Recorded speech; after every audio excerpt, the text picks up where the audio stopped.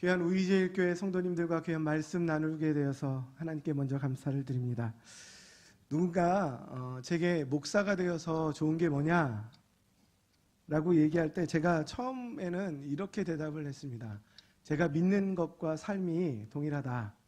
내가 믿는 대로 사는 것, 이것이 제가 목사가 되어서 누리는 제일 큰 기쁨이다 라고 이야기를 했습니다. 그러다가 이제 여러 교회들 앞에 제가 이제 설교할 기회가 주어졌지 않습니까? 그래서 이제 목사가 되어서 좋은 게 뭐냐, 이제 새로운 게 생겼어요. 뭐냐면 동일한 믿음의 형제들 앞에서 하나님의 말씀을 같은 마음으로 나눌 수 있는 게 이 목사가 된 큰 기쁨이라 생각합니다. 우리제일교회 성도님들과 귀한 말씀 나눌 수 있어서 저는 참 행복합니다. 그리고 이제 제가 개척을 해보고 나니까 이제 제 마음이 바뀌었어요. 이제 누군가 목사가 되어서 제일 좋은 게 뭡니까? 라고 얘기하면 저는 단연코 이렇게 얘기합니다. 모두를 사랑할 수 있는 하나님의 마음을 알아서 제일 행복합니다. 라고 얘기합니다. 저희 교회 이제 주원교회는 이제 개척한 지 4년이 되었습니다. 제가 이제 아무도 없는 상황에서 개척한 게 아니고 제가 섬기던 교회에서 분립하였습니다. 12가정이 함께 분립을 해서 같은 꿈을 가지고 이제 교회에서 한 20km 떨어진 지역에 개척을 하게 되었죠. 그런데 이제 꿈이 같았으니까 이제 마음도 같으리라 생각했는데 한 3년을 이제 함께 생활하다 보니까 이분에게 이런 면이 있나라는 생각을 느낄 때가 있는 거예요. 또 너무 친밀하게 너무 자주 만나니까 이제는 좀 그만 만났으면 하는 마음도 좀 들 때가 있는 거예요. 그 안에서 한 영혼에 대해서 알게 하시고 또 그 안에서 하나님이 이 영혼까지 사랑하라는 그 목자의 마음을 저에게 알게 하시더라고요.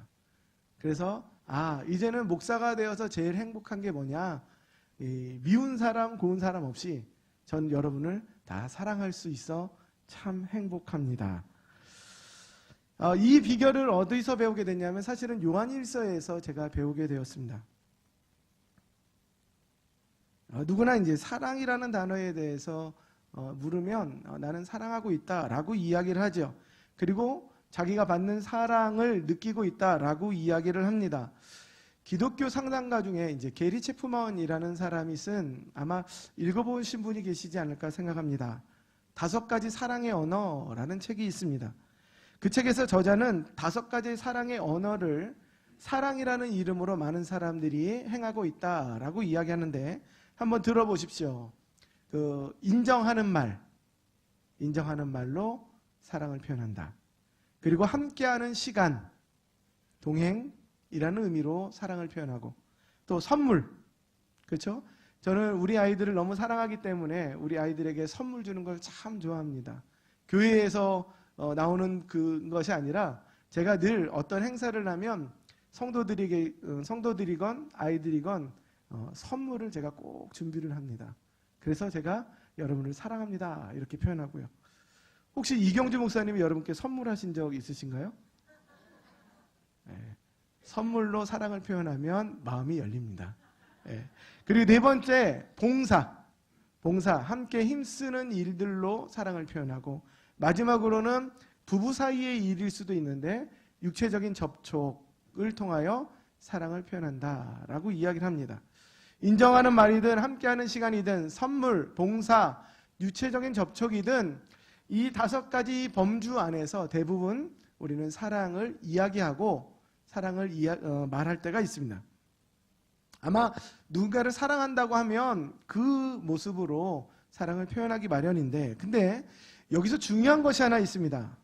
나는 사랑으로 5가지 언어 중에 하나를 표현하고 있는데 정작 사랑을 받는 사람은 그게 사랑으로 다가오지 않을 때가 있다는 거예요.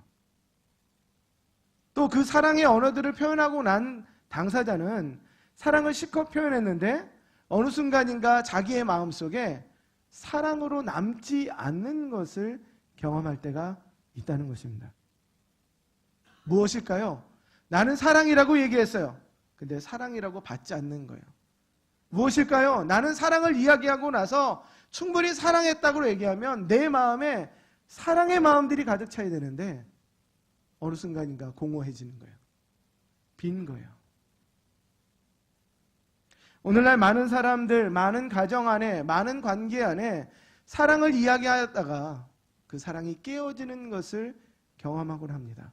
특별히 사랑의 공동체인 교회 안에서 사랑으로 표현하고 살고 있는데 서로가 사랑을 느끼지 못하고 심지어는 떠나가면서 이 교회는 사랑이 없다라고 얘기하면서 등 돌리는 일들이 왜 벌어질까?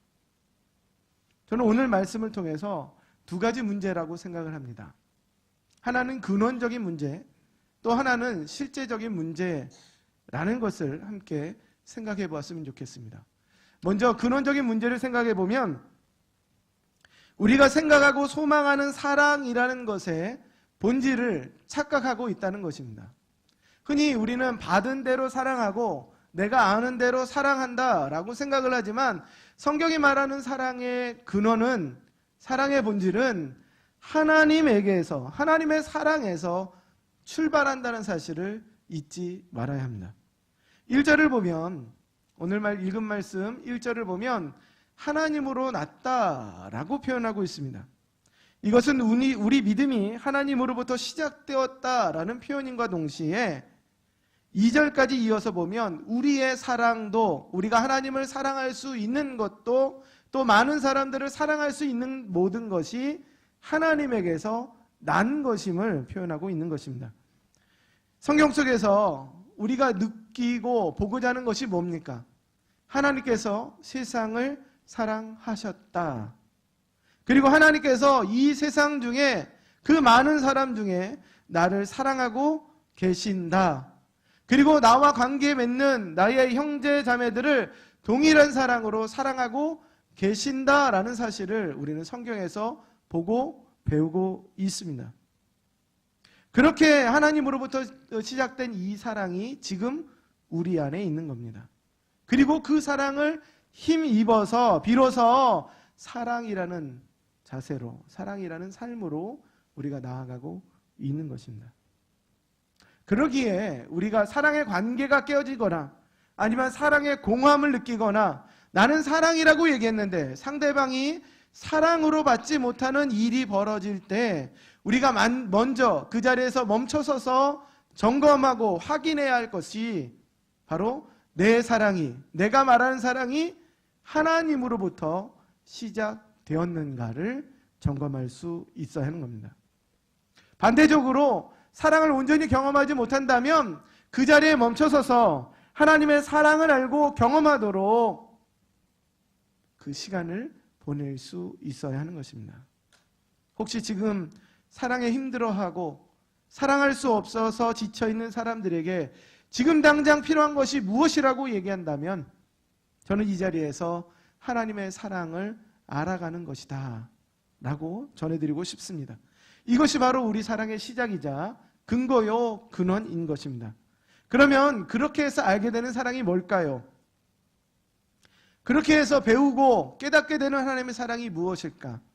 오늘 사도 요한이 계속해서 말씀하고 있는 것은 요한일서의 원뜻은 예수님께서 이 땅에 인간의 몸으로 오셨다는 것을 부인하지 말아야 된다. 그리고 예수님께서 이 땅에 인간의 몸으로 오셨던 것을 믿으라는 본문입니다. 하지만 물과 피로 오셨고 성령으로 증언한다라는 이 사실 앞에서 성령으로 잉태되어 이 땅에 오신 예수 그리스도임을 우리가 함께 고백하는 것이 우리 믿음의 내용이다. 이렇게 이야기하는 것과 함께 사랑이라는 의미로 한번 그것을 생각해 보아야 하는 것입니다. 그렇게 인간의 몸으로 이 땅에 예수님이 오신 이유가 뭘까요? 이 땅에 참된 공의를, 참된 왕국을 건설하기 위해 이 땅에 예수님이 오셨습니까? 아니면 가난한 자, 병든 자를 고쳐주기 위해 이 땅에 오셨습니까? 아닙니다.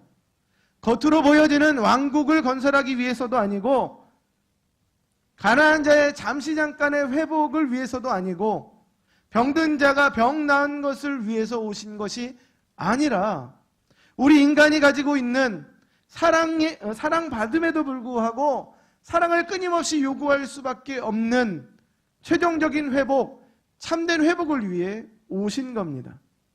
무엇입니까? 죄의 삭은 사망. 즉 죽음의 문제를 해결하기 위해 오신 겁니다. 예수님이 왜 인간의 몸을 입고 오셨느냐? 단언적으로 성경은 이야기합니다. 내어주기 위해, 십자가에 죽으시기 위해, 우리의 죄를 사하시기 위해, 그 피, 그 몸을 찢기심을 당하기 위해 오셨다라고 얘기합니다. 여기에는 얻는 것이 없습니다. 그러기에 예수님이 인간의 몸을 입고 오셨다라는 것 안에 우리가 배울 수 있는 사랑, 느끼게 되는 하나님의 사랑은 바로 희생입니다. 내어줌이에요. 그러므로 우리의 사랑은 하나님의 사랑을 알고 우리가 사랑한다 말과 행동으로 표현할 때 우리는 늘 그 사랑에 근거하는 것 가운데 희생할 수 있어야 하고 내어줄 수 있어야 하는 것입니다. 무언가를 바라고 봉사한다거나 무언가를 기대하며 선물한다는 건 사랑의 행동이 아닌 겁니다. 가끔은 본전 생각나게 되어 있거든요. 교회를 사랑하고 하나님을 사랑하며 봉사하며 섬기는 가운데 혹 사랑을 못 느낄 때 제일 먼저 드는 생각, 내가 헌신했던 기억들이 생각나고 내가 드렸던 물질이 떠오르는 것, 우리 마음일 수 있음을 우리는 분하지 못하는 것, 아마 우리가 모두가 느끼는 바라고 생각합니다. 그러면 한번 보세요. 희생하고 내어주는 거 쉽습니까? 어렵습니까? 어떠세요? 너무 크게 얘기하셔서 제가 당황스럽네요. 네, 쉽지는 않습니다. 어려워요. 그런데 오늘 본문 안에서 한 가지 우리에게 알려주는 게 있어요. 희생하고 내어주는 하나님의 사랑에서 알게 되는 사랑의 모습으로 살아가는 것 분명히 어려 보입니다. 분명히 희생하고 내어주면 우리 손에 없는 것 사실입니다. 하지만 우리의 믿음이 무엇이냐, 이것을 생각해야 하는 겁니다. 오늘 읽은 4절 말씀 제가 개정 성경으로 읽어드립니다. 무릇 하나님께로부터 난 자마다 세상을 이기느니라. 세상을 이기는 승리는 이것이니 우리의 믿음이니라. 사랑하는 성도 여러분, 하나님께 드리고 사랑으로 희생하고 내어줄 때 우리의 믿음은 다른 것이 아니에요. 나는 분명히 비고 없어요. 하지만 하나님께서 채우신다는 겁니다. 한번 생각해 보세요. 예수님이 그 십자가의 고난의 길 어떻게 걸어갈 수 있으셨을까요? 죽음으로 끝나는 인생이라면, 33세의 죽음으로 끝나는 젊음이라면 내어줄 수 없었을 겁니다. 하지만 성경이 이야기하는 바는 예수님께서 확신한 것은 죽은 자를 다시 살리시는 하나님의 능력이었습니다. 마찬가지입니다. 내어줌과 희생을 통하여 사랑의 행동을 하는 건 분명히 힘든 겁니다. 어렵습니다. 하지만 우리가 분명 믿기는 하나님이 채우신다는 것입니다. 우리가 지갑 속에 헌금을 할 때 얼마만큼 낼 것입니까? 어떤 기준으로 헌금하고 계시죠? 여러 기준이 있겠지만 성경적인 의미 안에서 제가 찾은 것은 하나님께서 사용하시도록, 하나님이 사용하실 만큼 드리는 것이라 생각합니다. 그러면 어떤 믿음으로 드리겠습니까? 내가 부족을 느끼지 않도록 하나님께서 사용하실 만큼 드리면 그 안에 다시 채워지는 게 하나님의 능력입니다. 사랑도 비슷합니다. 내가 한 사람을 향하여서 여러 가지 언어로 사랑을 표현할 때 내 자리가 분명 비어있는 듯 느낄 수 있지만 그것을 하나님께서 반드시 채우십니다.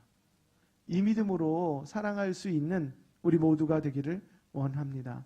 그러므로 하나님을 힘입어야 합니다. 하나님, 사랑할 수 없는 자를 어떻게 사랑합니까? 하나님의 사랑을 느끼고 내어줄 때 하나님이 채우시는 걸 경험하는 것, 이게 바로 우리 사랑의 모습인 것입니다.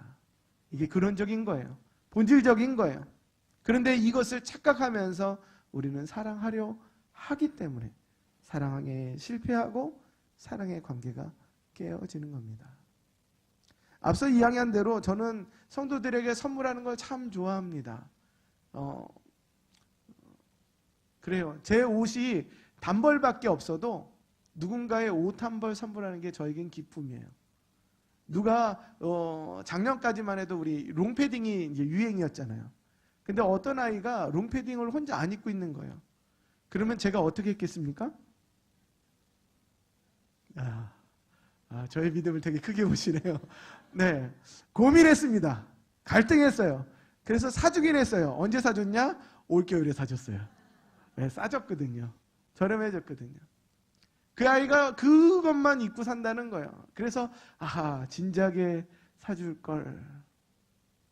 어쩌면 하나님의 사랑의 모습을 새롭게 깨닫는 건 뭐냐면, 하나님은 우리에게 필요한 것을 앞서 채우시는 분이에요.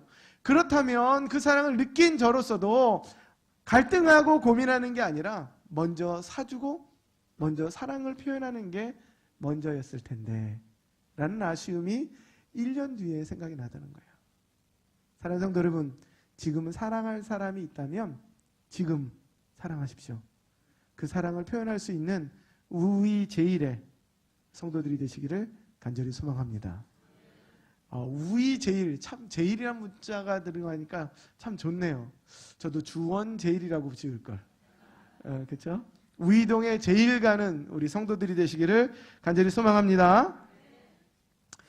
두 번째로 이제 실제적인 문제가 있어요. 이제 근원적인 문제들을 알고 우리가 사랑을 표현할 때 이 실제적인 것이 있게 되는데, 이 실제적인 것을 찾는 힌트가 있습니다. 오늘 본문을 보면 성경 구절 안에 이것이니 라는 단어가 계속 반복되고 있습니다. 그리고 함께 짝되어서 나온 것, 증거, 증언이라는 단어를 설명하고 있습니다. 무슨 얘기입니까? 예수님이 하나님으로 오셨다, 인간의 몸으로 오셨다는 증거가 이것이다. 예수님이 인간의 실제적인 몸으로 오셨다는 것을 증언하는 이들이 참 많다라고 사도 요한은 이야기하는 거예요. 그런 표현들처럼 우리가 하나님의 사랑을 알고 경험할 수 있는 증거들이 참 많다라는 것을 동일하게 말씀하고 있는 겁니다. 사람 때문에 힘들어하고 사랑하기 어려워하는 이때 우리가 실제적으로 알고 있어야 되는 건 뭐냐 하면, 하나님의 사랑을 증거하는 증거들이 우리가 살아가는 삶의 과정에 참 많다라는 것입니다. 제가 가끔 실수하는 게 있습니다. 나이가 이경주 목사님하고 똑같다, 갑이라고 이야기했는데요. 근데 이제 저에게 한 가지 약점이 찾아왔어요. 머리 빠진 거 말고요. 머리 빠진 거 말고, 누군가 저를 부르는데 제가 두리번 하다가 그냥 지나갔다는 거야. 그리고 주일날 와서 저한테 얘기합니다. 목사님, 실망입니다. 어떻게 그렇게 부르는데 저를 쳐다보지도 않고 그냥 가십니까? 라고 얘기하시는 거예요. 제가 원래 그런 사람 아니거든요. 그런데 제가 귀가 어두운 것도 좀 있습니다만 사실은 제 눈이 노안이 와서 그러요. 가까운 게 안 보이는 게 노안이라고 흔히 알고 계시잖아요. 근데 이 노안의 또 다른 증상은 시각, 보이는 각도가 좁아집니다. 그래서 이렇게 같이 보는 것 해가지고 넓게 보이는 이 시각이 있는데, 사실은 노안이 오면 요 앞에 보이는 것만 보게 돼요. 집중하는 것만, 자세히 보는 것만 보이게 돼요. 그랬더니 지금 눈을 넓게 돌리는 분이 계세요. 그러다 보니까 제가 이제 노안이 와가지고 사람들을 잘 못 알아봐요. 불러도 두리번 하다가 이렇게 잘 못 보고 지나갈 때가 있습니다. 그런데 어쩌면 이런 우리가 이제 사랑에 늘 노출되고 사랑의 경험들, 익숙해지는 시간이 많을수록, 마치 삶의 경험들, 시간들이 길면 찾아오는 게 뭐라고요? 노안인 것처럼 우리가 사랑의 경험들이 많으면 많을수록 찾아오는 게 바로 이 사랑의 노안이라는 게 있어요. 익숙해졌어요. 그래서 웬만한 자극을 받아서는 사랑을 느끼지 못합니다. 사랑에 너무 익숙해 있다 보니까 자그마한 선물 보면 뭐 이런 걸 주세요 라고 하면서 사랑을 제대로 받아들이지 못하는 일이 있어요. 또 비슷합니다. 사랑을 당연시하는 경우도 있겠지만 사랑의 손길, 사랑의 흔적, 사랑의 말들에 대해서 이 노안 때문에 신앙적인 노안 때문에, 사랑의 노안 때문에 제대로 발견하지 못하는 게 있다는 것입니다. 이것이 실제적인 거예요. 로마서 1장의 말씀처럼 믿지 않는 사람들이 하나님을 알만한 증거들이 많은데 하나님을 발견하지 못하는 건 문제입니다.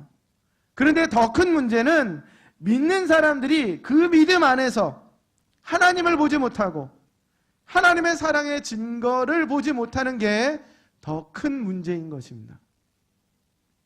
그러므로 기억해야 합니다.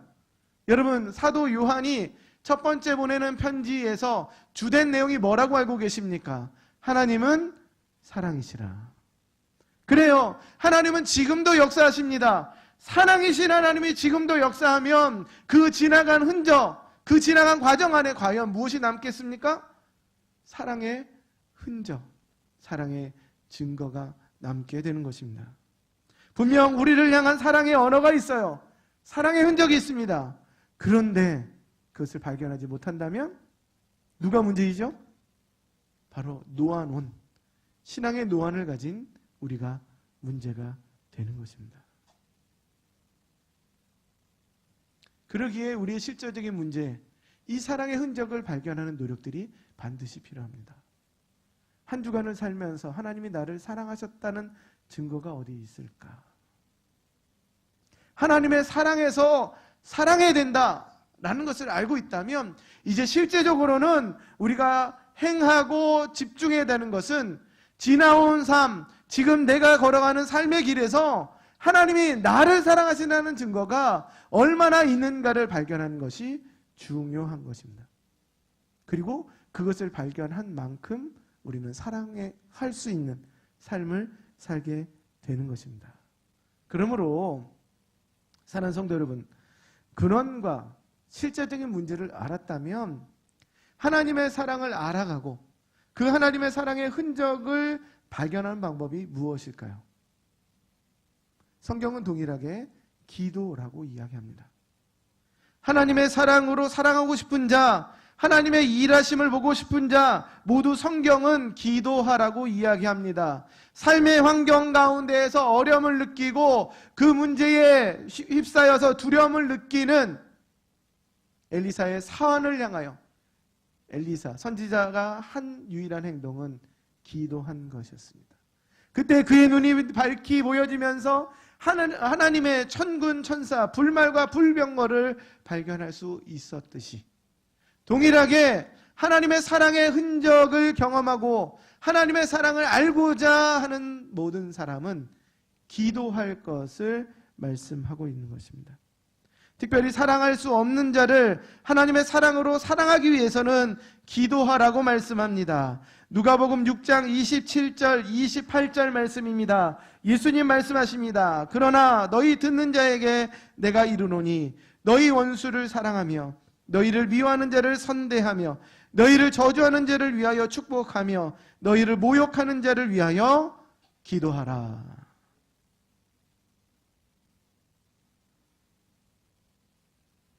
더 중요한 말씀이 누가복음 6장 36절에 이어집니다.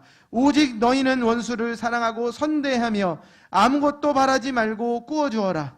그리하면 너희 상이 클 것이요 또 지극히 높은 이의 아들이 되리니 그는 은혜를 모르는 자와 악한 자에게도 인자하시니라. 여러분 기억해야 합니다. 오늘 잠시 제가 읽어드린 누가복음 6장 36절 말씀을 거꾸로 이해해야 돼요.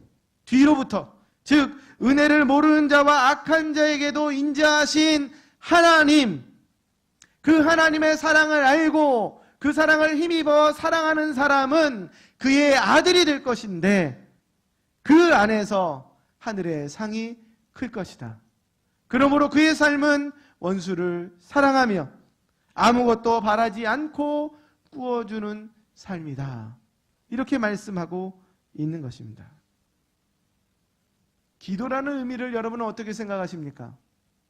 그렇습니다. 하나님이 나를 사랑하신다는 흔적이 이렇게 많다 하면 내가 기도한 대로 분명히 하나님의 사랑을 알게 될 것이다.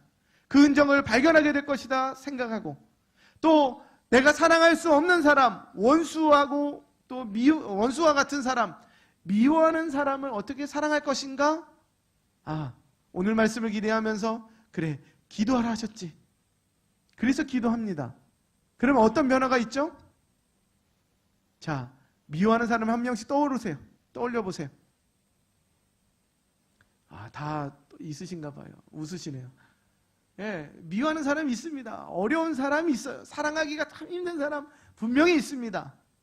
그런데요, 한번 생각해 보세요. 우리가 기도합니다. 그 사람의 이름을 불러 기도해요. 하나님, 그 사람을 사랑할 수 있게 도와주세요 라고 그렇게 기도한다고 해서 그 사람이 갑자기 미스코리아처럼 보이십니까? 그 사람이 갑자기 바뀌어서 장동건과 같은 사람으로 보이시나요? 아니요, 그렇지 않아요. 절대 그럴 수 없어요. 어느 한순간 기도했다고 해서 미워하는 사람이 갑자기 사랑스러워 보일 수 없는 거예요. 하지만 우리가 기도하는 참된 의미는 무엇이냐면 그렇게 기도할 때에 하나님의 사랑의 흔적이 발견되는 거예요. 그와 함께한 시간들 속에 그 주변에 있는 하나님의 사랑의 흔적을 발견하는 겁니다. 그 기도할 때에 나를 사랑하신 하나님의 사랑을 느끼게 되는 거예요.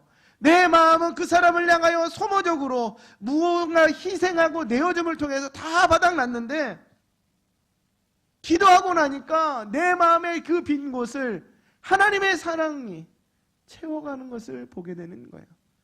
그 사랑의 흔적들이 내게 느껴질 때마다 주체할 수 없는 거예요. 그리고 나서 기도하고 나서 생긴 용기가 있는 겁니다. 정말 사랑하기 힘든 사람입니다.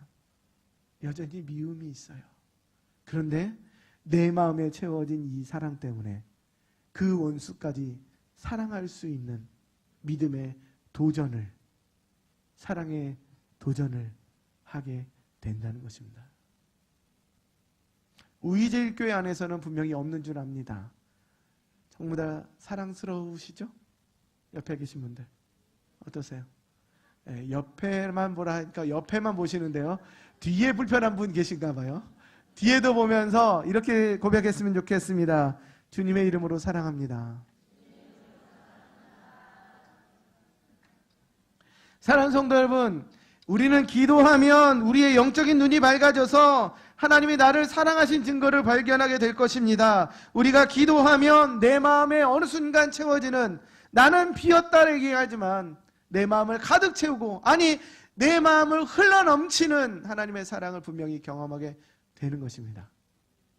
그로써 깨어진 관계가 회복되고, 그로써 사랑할 수 없는 사람을 사랑하게 되는 것입니다. 오늘 여러분과 나누는 설교 제목을 이렇게 표현했습니다. 사랑으로 사랑하기. 앞선 사랑은 무엇일까요? 하나님의 사랑으로 사랑하는 것입니다. 우리는 이것을 할 때 온전한 사랑을 이 땅 가운데 우리와 함께하는 사람들 안에 세우게 될 것입니다. 특별히 기도를 부탁드립니다. 어쩌면 지금은 작은 교회이기 때문에 제가 사랑하는 영역이 좀 좁을 수 있어요. 그리고 이미 사랑을 충분히 하고 있어서 이 관계가 지속될 수 있을 겁니다.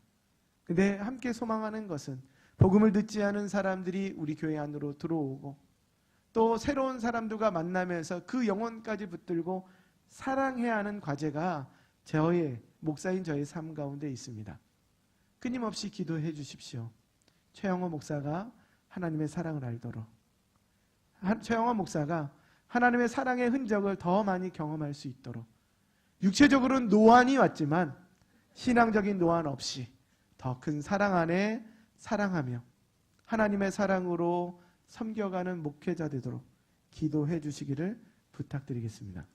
마찬가지입니다. 이경주 목사님도 그러하고 우리 우이제일의 모든 성도들도 그러해야 하는 것입니다.